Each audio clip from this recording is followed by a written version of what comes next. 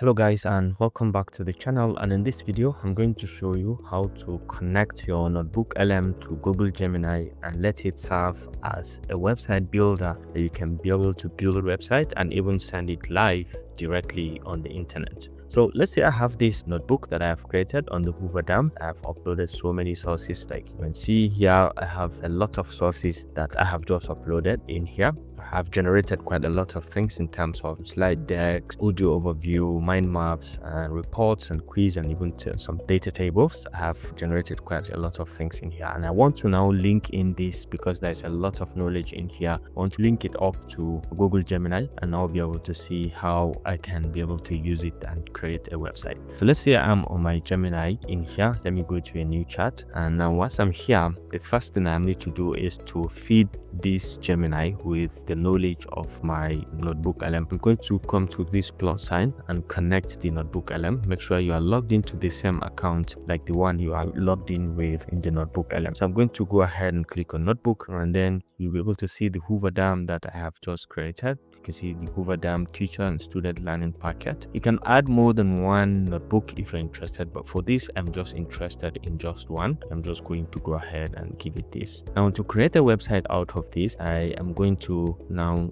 go to use this, and I'm going to Canvas. Okay, and then make sure you have this thinking mode enabled, and I'm going to go ahead and say create very interactive website based on the knowledge or sources in the notebook attached in here. Okay, make it highly interactive and even provide an area where I can download some resources. Okay, so let's say I have this, and I'm just going to go ahead and send this. Make sure you have the canvas and the thinking mode selected, and this is going to help you to generate that website. So let's just give this some seconds and see how our website is going to come up, and what we can do to tweak or to edit that particular website that we have just created. You can see the coding that it is generating, the lines of codes that it is generating. Very nice and very wonderful. It's something that if you are the one to do it, it is going to take you a hell lot of time before you can be able to generate this much coding. You can see about getting to 300 lines of codes that it is generating, and then once it is done, you can now be able to visualize the site. So you can see the details. You say I will write a highly interactive educational dashboard about Hoover Dam based on the provided historical documents. You can see I have provided quite a lot of documents, and this is the website that it has created for us, and I think this is a bit better. This is good. So if you want to make it, add a section, like I said, you should add a section for resources. You can see it has added a section for resources. This is history.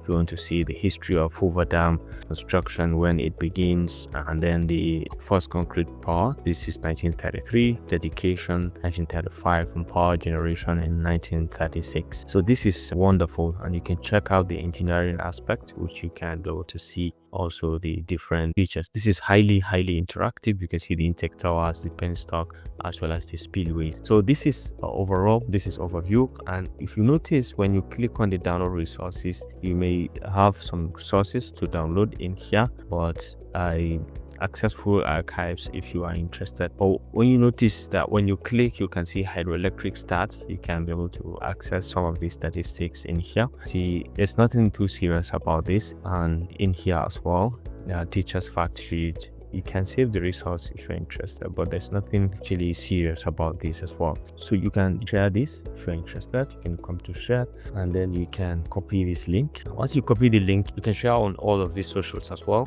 Let's go to a fresh page, and let's say I paste in this, and you can see now it's now going to give us a complete interactive website as a standalone. But notice that it has given us this Gemini feature showcasing that it is from Gemini. And Hoover Dam, take a look at the site. Very nice and very interesting, and the interactive nature is still playing around. And so let's see. So maybe possibly what I want to update in here is the fact that this resource area, I want to link it up to a document that we can be able to download. So let's say I have my Google Drive open in here and I have one document, regardless, has to do with them, and I want to insert it in here and possibly link it up to this. All right, so let's say I have this abstract, this conference paper. So let's say I have this document that I want whenever someone clicks on this particular link to be able to have access to that document on this resources link, and I want to link it up. So I'm going to go back to my drive and I'm going to go to these three dots and I want to just go to share. Then I can say I can share in here. And from here, I can now give the control like anyone with this link can be an editor, something like that. Okay, something like you can be an editor, and we can copy the link and say done. And now we can go back to our Gemini and now give it further prompts. I can say, can you replace or add this link to the resources button in the website?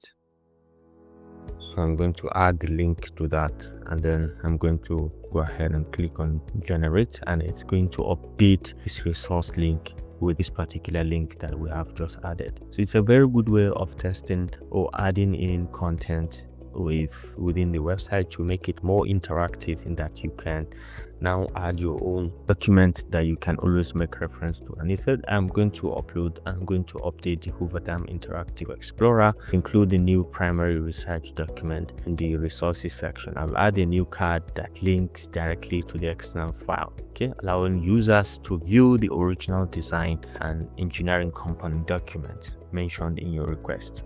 So let's see how it is going to do that. And it has just done that. You can see right now it has done that. So let's see. When you click, you can be able to see down here view document. So let's see if it is that document that we've just talked about, and you can see it has just taken us directly to the document that I have just provided in there. So you can see the power of this interactive website. And just to mention that sometimes when you make this kind of edits, it doesn't reflect on the actual website that you have until you reshare it again. So let's check on that. This one, even if you click on the resource page, you will not be able to see that. Even when you try to refresh the page also, I noticed that it's not going to take that effect as well. You can see, so you can look at the link that we have shared. This is 17A, and maybe we need to reshare again. So let's go back to our Gemini and still share again, and then we share.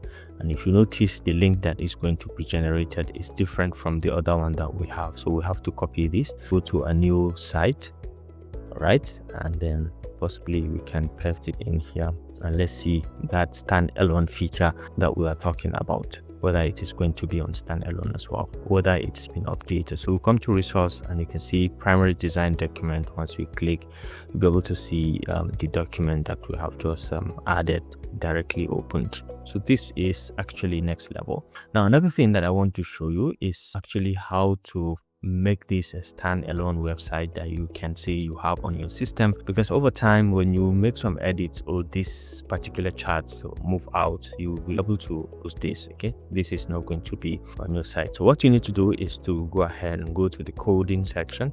For example, you can go to the coding section. You can directly come to share also and say copy content. Okay, so now I'm on my Windows, so we can go to this Windows icon and say we can search for Notepad. Okay, so let's search for Notepad, and then we can select and paste in all of the text that we have, and then let's say we're going to save it. Go to save as. So this contains all the coding that we have, all of the components that was used to create that particular website. You can go ahead and click on file, save as, and then we can save it on my desktop, and I'm going to save it in example index.html.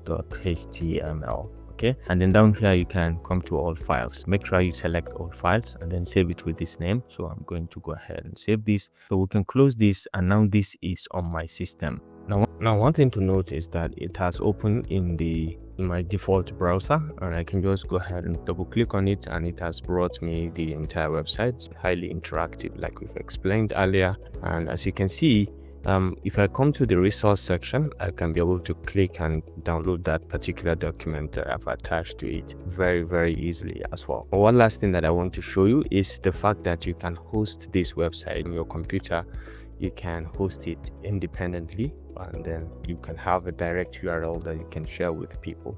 And for that, I'm going to use Netlify. This one, it's an AI tool that you can use to create AI or code or deploy an instant on production infrastructure, and to help you to convert this into a website. Of course, you have to log in with your account. Once you have logged in, you can just go ahead and drag and drop that particular file in here. So I'm going to drag and drop this HTML file.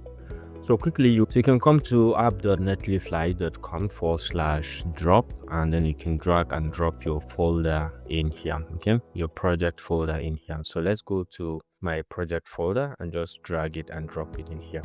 Okay, so I can go to upload also, and can go to navigate to that particular folder where I have it. I can just upload, and let's just give it some seconds to finish the upload, and this is now going to help me to generate my website. And you can see my website has already uploaded in here, so you can see the link in here by just clicking, and it's going to help you to open particular website. So this is now live, and you can copy this and share with anybody. And you can see, you can check out even that link, and you'll be able to see that document directly. Now this is by Netlify, okay, completely for free. I'm using the free version of it in here. You can host in your website, and you can get this direct link that you can share with the people. Very easy and nice. So basically, this does it on this simple tutorial about connecting NotebookLM and Google Gemini to build a website that you can actually interact with, and you can be able to